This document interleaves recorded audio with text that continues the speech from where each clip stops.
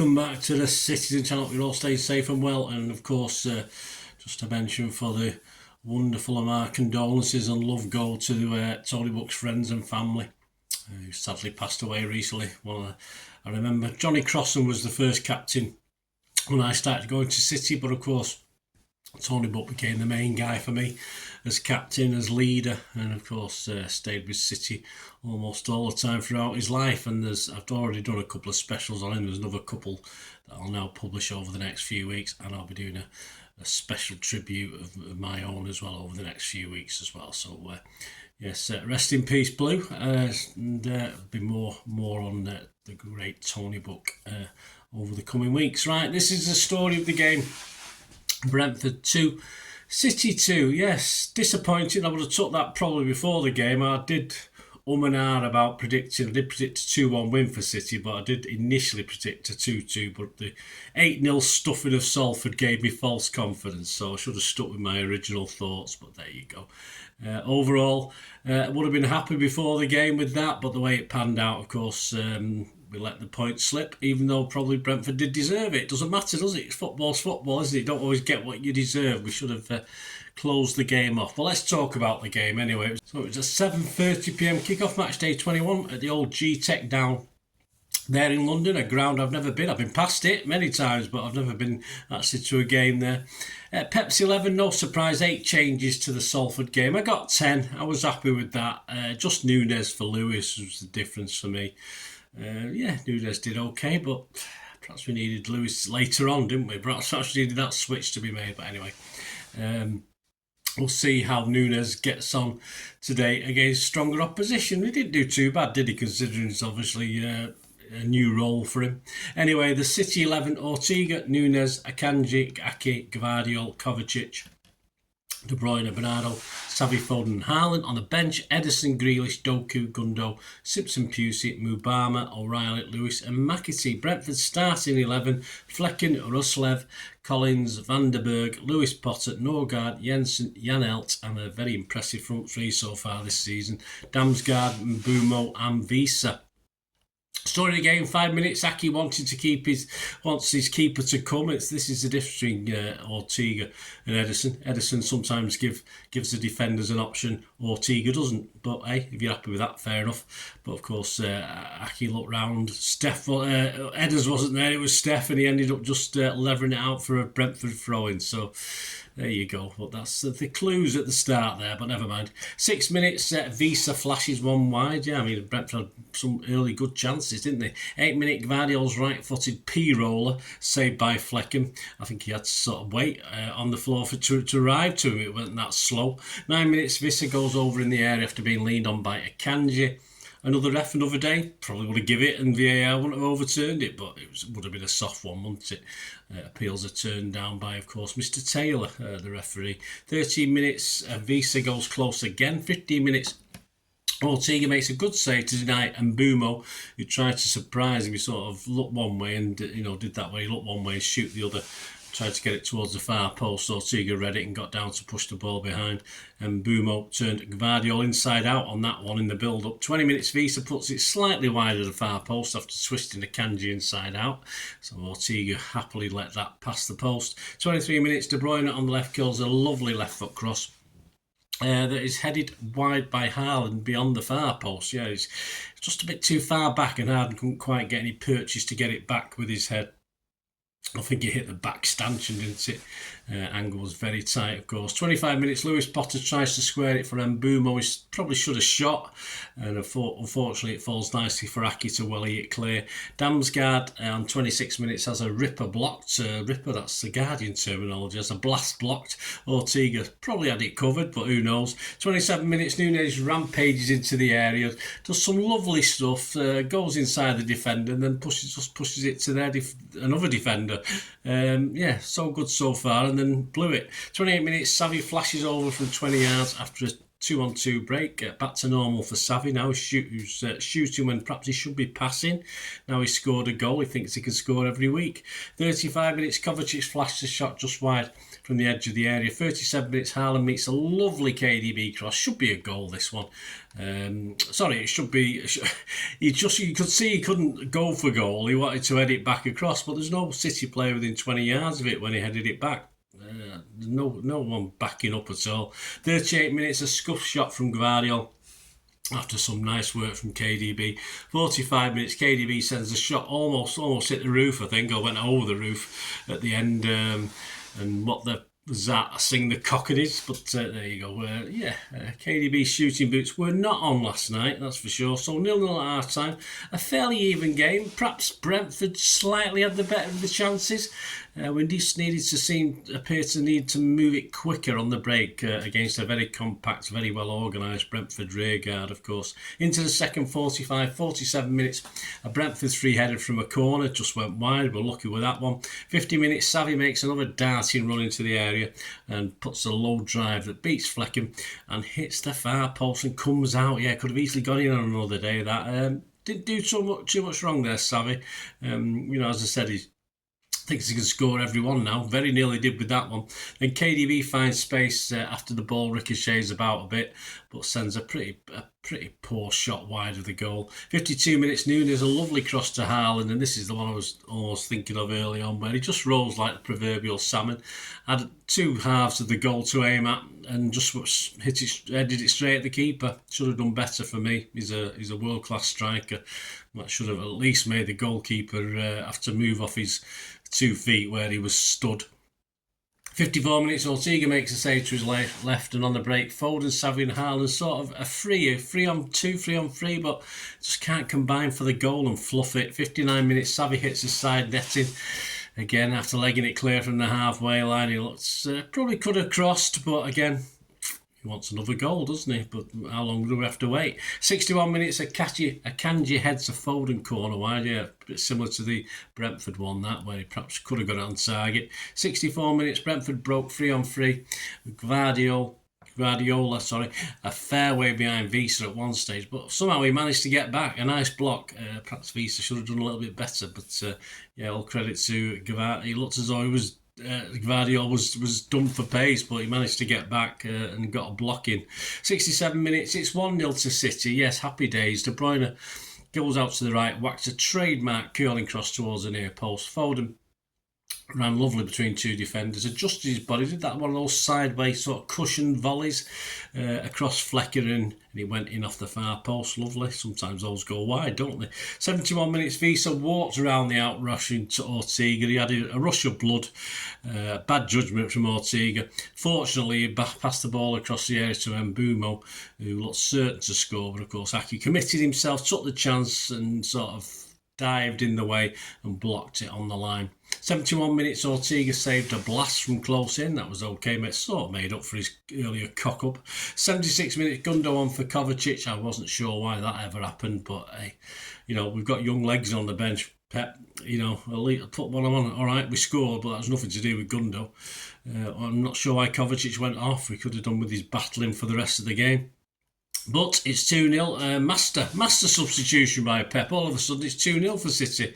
Flecken blocked a first shot from Savvy, and of course Foden and De Bruyne sort of rushing to get the rebound, and Foden nicked it and put the ball into the net. 82 minutes, so we didn't have long. We couldn't hang on, did we? We're good teams, champions hang on to these things.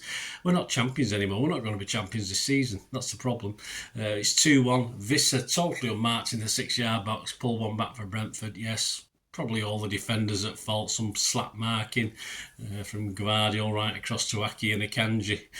Probably the only one who got away with that one is Nunes, as far as not being in the right place. But perhaps he should have been there covering as well. He obviously went over 3 of them. Nunes should have been the 4th man, I suppose. Anyway, they're back in it, and you just thought we're not. They're gonna get an equaliser here, and then all of a sudden we started playing well again, and Brentford sort of went back on the back foot. It's time for Pep to make a substitution, perhaps tighten things up. Play a bit more classy. Nope, we just carry on as normal. KDB hits a good chance wide on 83 minutes. 85 minutes, Savvy has another goal, but his shot is saved. Haaland was around, but whether he could have found him, I'm not overly convinced on that one. But a tale of savvy shots not going in the net tonight. It's 87 minutes. McAtee, unusual. I would have probably put someone like O'Reilly on. I would have probably put someone like Simpson Pusey on at that stage, because, to sort of at least put some legs into the defence.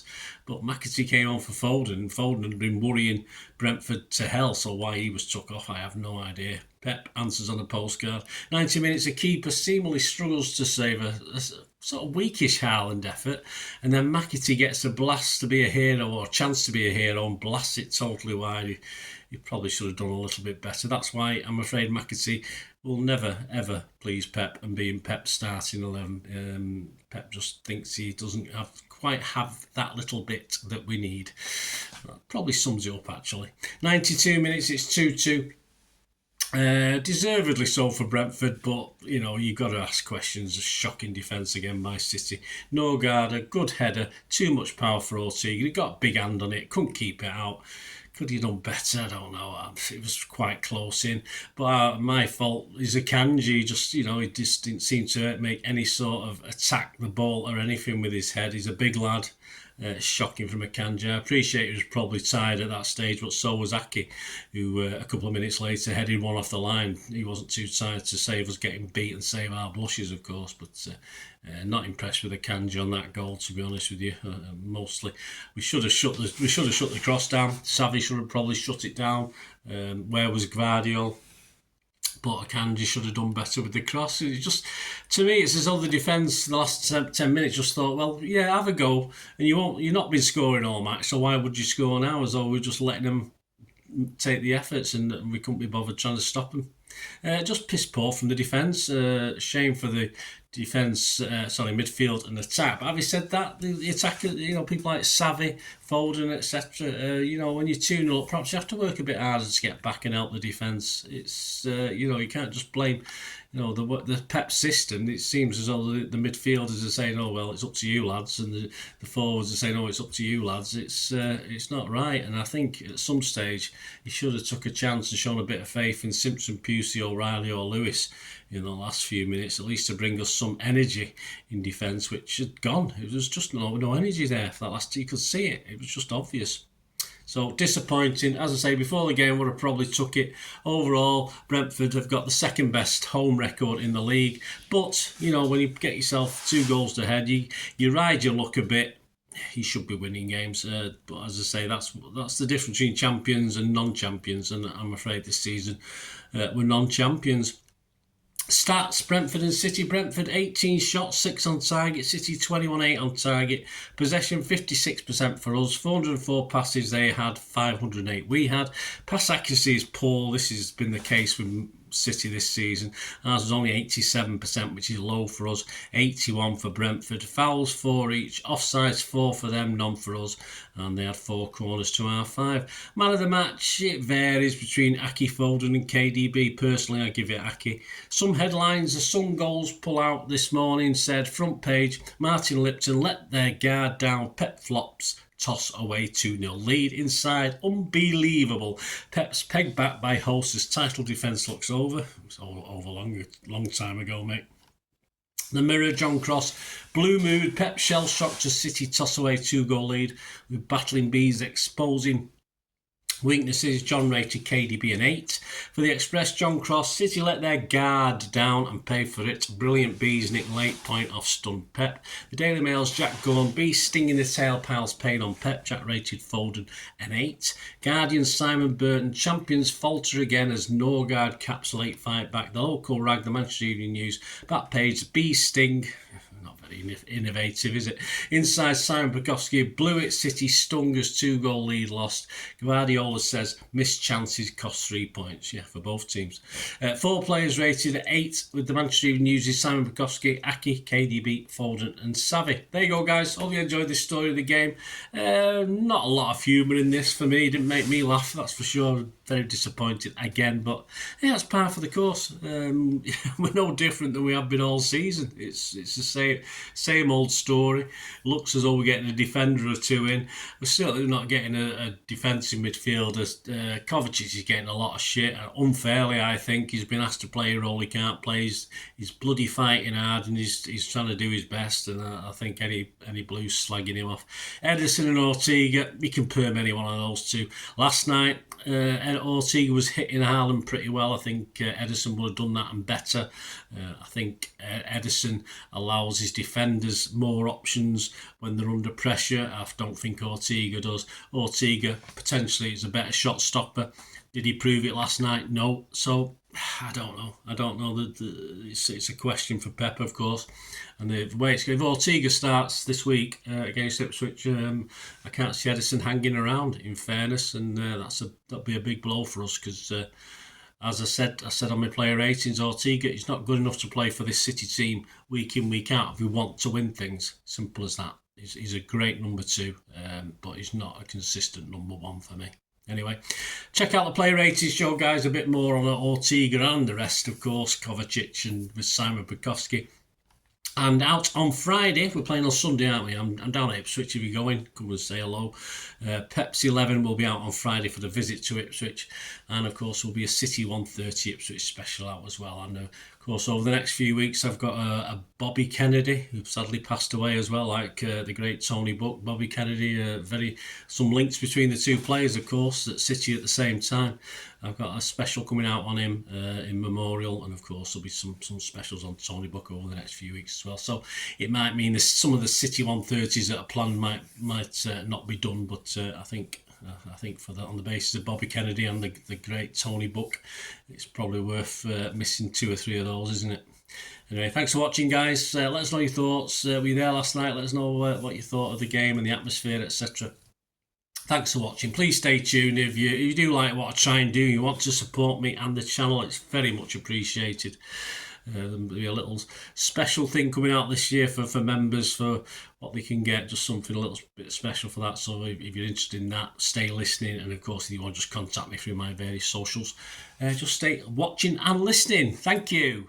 I hope you enjoyed the feature, and if you can support me through the subscription, if you can subscribe, guys, that'd be wonderful if you've not already done so.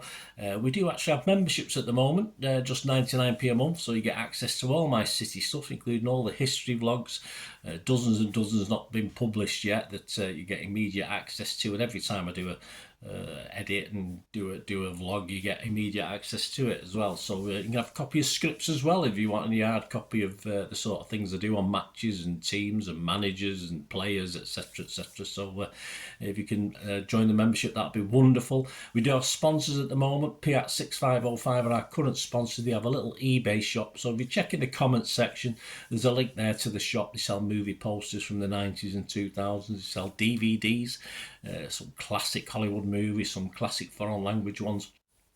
And if you do see anything you fancy on there, if you do place an order, just mention me, just say Bernard sent you, and you automatically get 10% reduction in the cost of your order. So fill your boots, guys, and my thanks to P6505. And yeah, if you want to support the channel just by watching the ads, that helps. Watch the ads, let them play through while you just have to check your phone or something, let it play out. And of course, if you follow any of the links, that always works as well. If you follow a link to one of the ads and you fancy something, I've done it myself. I've followed a link and actually purchased something from another organisation, but it can happen. It can happen. Not all ads are stuff you're not interested in. And of course, if you can give us a like, guys, that would be absolutely fantastic. All likes are much appreciated. Anyway, thanks for watching. Until the next time, of course, I only ever ask one thing, don't I? Please, I ask you all to stay safe, especially you Blues. Until the next time, come on, City. Bye for now.